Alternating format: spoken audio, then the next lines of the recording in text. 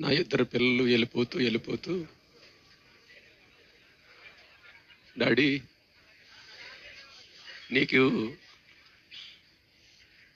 మేము మాత్రం నీకిద్దరమే, కానీ నేను వెళ్ళిపోయిన తర్వాత వేల మంది నీకు పిల్లల్ని మిస్తున్నాను డాడీ అన్నాను.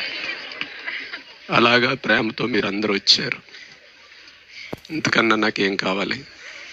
ఒకవేళ వాళ్ళిద్దరూ బ్రతుకుంటే నా ప్రేమ వాళ్ళకే పరిమితం అయిపోనేమో.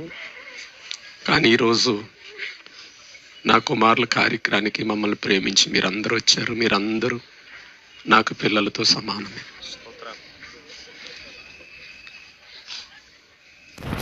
ఇలాగ ఎందుకు చేశావు అని దేవుణ్ణి ప్రశ్నించడానికి నేనేమాత్రం కూడా సరిపోయినవాణ్ణి. కానీ దేవుడు ఏది చేసినా దాని వెనకతల ఏదో ఒక చిత్తం దాచబడి ఉంది.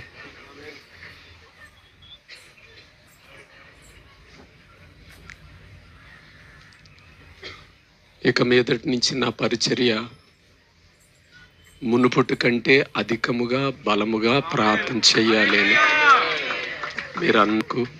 మీరు ప్రార్థన చేయండి. నాలో ఎక్కడ నా పిల్లలు నా దగ్గర లేరని కృంగుపాటు నాకు రాకుండా, నా పిల్లలు దేవుని రాజ్యములో ఉన్నారని ఆ నమ్మకంతో నేను సేవలో ఇంకా బలముగా సాగాలని, నన్ను నా భార్యని దేవుడి కొరకు బలంగా వాడుకోవాలని మీరందరూ ప్రార్థన చేయండి. మరొక విషయం ఏంటంటే, నా పెద్ద కుమారుడు మంచిగా ప్యాడ్స్ ప్లే చేస్తాడండి. నా చిన్న కుమారుడు చక్కగా వర్షిప్ చేస్తాడండి. అప్పుడు నేను అనుకున్నాను, నా బలం ఈలే అనుకున్నాను. అయితే దేవుడు వారిద్దరిని ఎందుకు ఇంత తొందరగా ఆయన రాజ్యానికి పిలుచుకున్నాడు అని ఆలోచిస్తుంటే నా హృదయంలో ఒక ప్రేరేపణ వచ్చిందండి. ఆ ప్రేరేపణ ఏంటంటే, పరలోకములో దేవునికి కోటాను కోట్ల మంది దేవదూతల సమూహముతో నిత్యము పరిశుద్ధుడు అని ఆరాధిస్తారు కదా. అక్కడ ఎవరికో ఏదో సమయంలో ప్లేయర్ ఎవరో తక్కువ వచ్చి ఉంటారు, అందుకు అడేమో అక్కడ అనుకున్నా. అక్కడ ఆయన ఆరాధించే గుంపులో వర్షిప్లో ఎవరో తక్కువ వచ్చి ఉంటారు, అందుకే నా చిన్న కుమారుడిని కూడా తీసుకున్నాడు. నా ఇద్దరు పిల్లల్ని కూడా ఆయన పని కొరకు తీసుకున్నాడు అంటే అంతకన్నా నాకు సంతోషం మరొకట్లేదు. ఇక్కడ ఆరాధించేదానికంటే నా పిల్లలిద్దరూ కూడా దేవుని సన్నిధిలో ఆయన యొక్క సమక్షంలో ఆయన పరిచర్యలో ఆయన స్తుతించే గుంపులో నా పిల్లలు ఉన్నారు.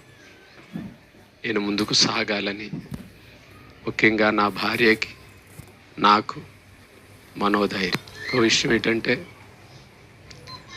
ఈ యొక్క విషయం జరిగిన కాడి నుంచి నా సంఘబిడ్డలైన వారందరూ వారు భోజనాలు మానేసి నిద్రలు మానేసి మా కుటుంబానికి ఎంతో ఓదార్పు సమాధానం ఇచ్చారు.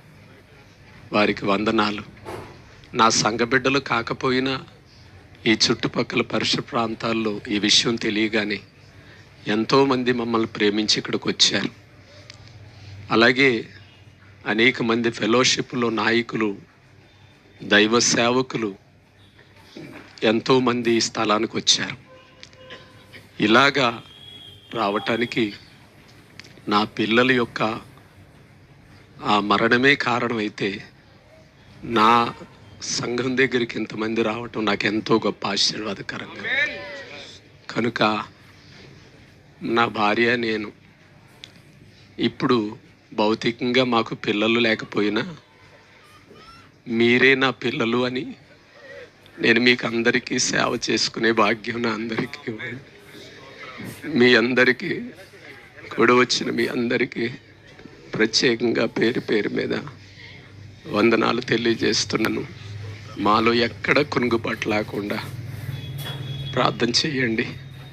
నేనేమాత్రం పిల్లల మీద బెంగ పెట్టుకొని కృంగిపోకుండా మా ఇద్దరి కోసం మీ అనుదిన ప్రార్థించండి. ఈ కార్యక్రమానికి వచ్చారు, మీ అందరికీ వందనాలు. అలాగే జూన్ 5వ తారీఖున ఈ కార్యక్రమం కోసం ఏర్పాటు చేసిన నా పిల్లలు ఆదరణ కూడికకు మిమ్మల్ని అందరినీ ప్రేమతో దైవజనుడిగా ఆహ్వానిస్తున్నాను.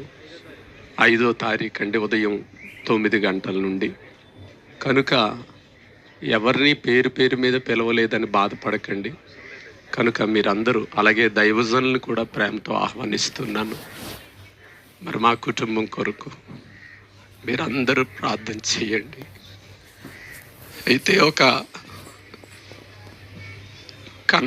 కన్న తండ్రిగా చిన్న బాధ ఏమిటంటే,